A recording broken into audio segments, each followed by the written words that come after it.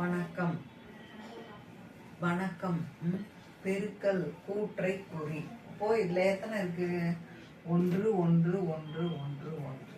எல்லாத்துலயும் ஒன்று இருக்கு. எத்தனை ஒன்று பிரிச்சு இருக்குது? எத்தனை எத்தனை பிரிச்சு இருக்கு?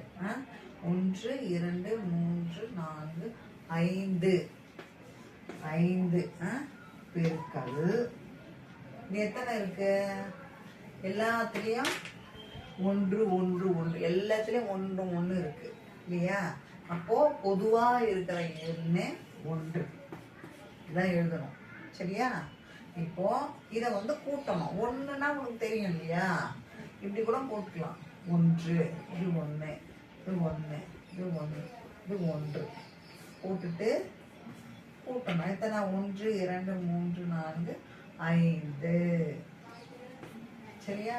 5 தான் சரி. 5 பெருக்கல் 1 5. சரியா? 5 பெருக்கல் 1 5 அப்படின்னு எழுதணும்.